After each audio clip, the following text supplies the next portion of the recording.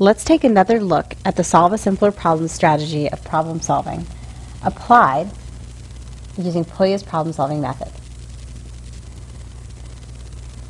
In the last video for this module, you pretended you were an architect. Now you're going to pretend you're a painter. Imagine that you're given the following information about a barn. You're being asked to paint the entire surface of the barn, and you need to know the surface area in order to order the correct amount of paint.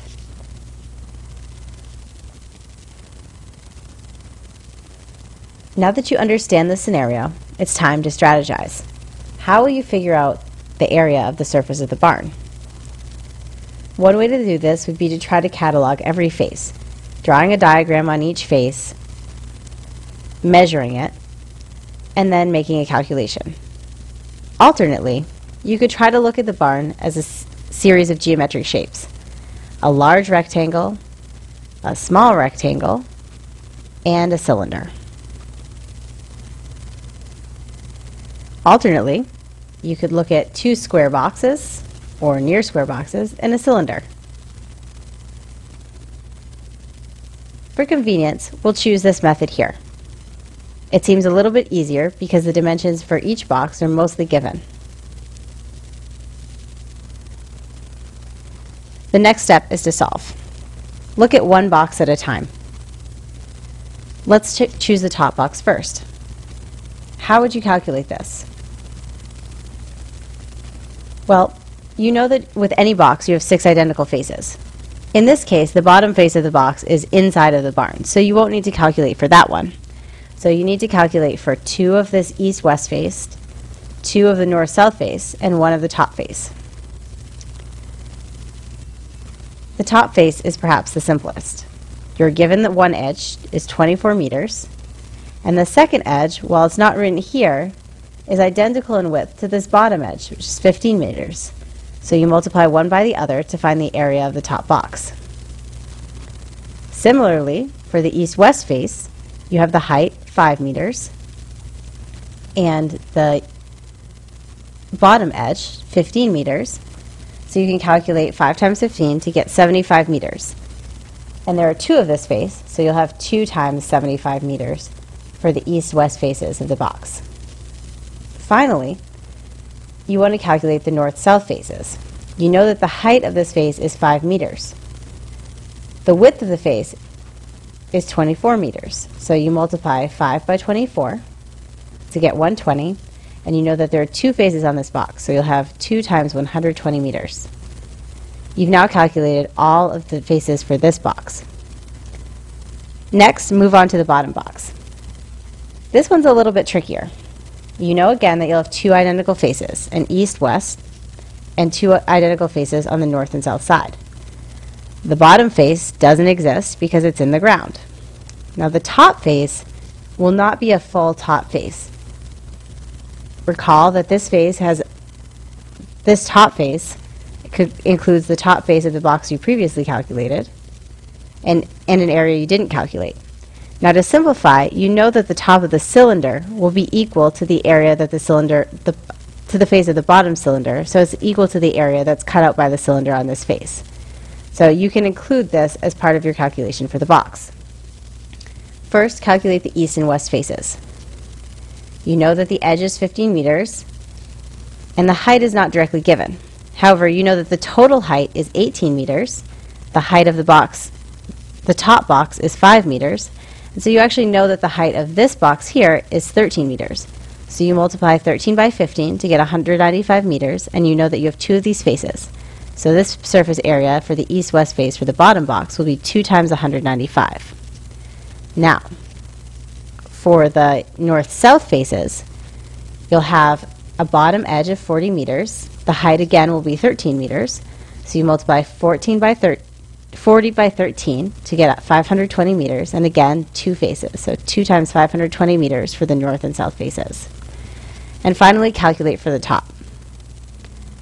Now, rather than having to calculate the area of this circle, we can simply calculate the area of the box, because again, the top of the cylinder is equal to the area that's cut out of this box by the bottom of the cylinder. So we have an edge of 15 meters here, and this edge, while not given directly, can be calculated by subtracting 24, the length of this box, from 40, the total length of the bottom box, or 16. So in this case, we multiply 16 times 15 to obtain an area of 240 meters for the top of this box. The only area for which we still haven't calculated is the side of the cylinder. This is a little bit tricky. We haven't learned how to calculate this area. However, we can think of the area of the side of the cylinder as a rectangle. If we were to simply make a cut down the side of the cylinder here and unroll the cylinder, we just have a rectangle with a height of 8 meters and a length equal to the diameter of the circle. Now we remember that the diameter of the circle is equal to pi times the diameter, or rather the circumference of the circle is equal to pi times the diameter.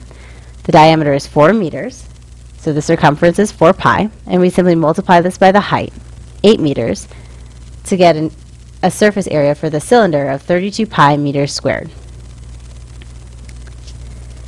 We've now calculated the surface area for all of the surfaces of the barn. So all that's left to do is to sum each of the areas together.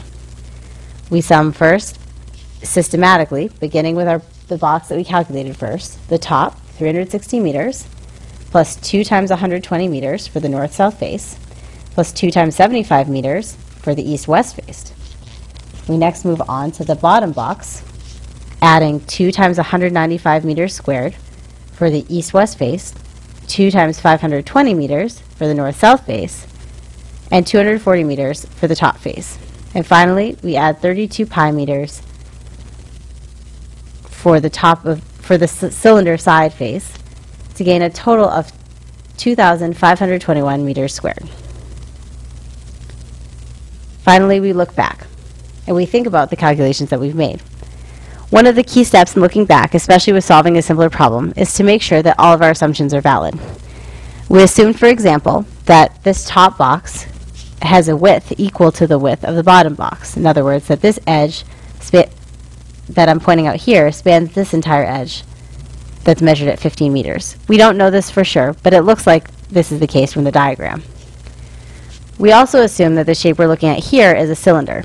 Again, this isn't specified. We're given the top diameter, or at least we think it's the diameter. It certainly looks like it is, but can we be sure? And we're also given the height.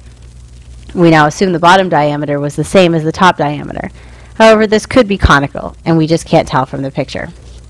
So we want to be mindful of how these values could change our surface area. In this case, our uncertainty is relatively small. Even if the drawing is not completely to scale, or the numbers given are not exactly correct, we see that, assuming that it's somewhat to scale, our totals won't make a large amount of difference. Most of the surface area is accounted for by areas where the dimensions are certain.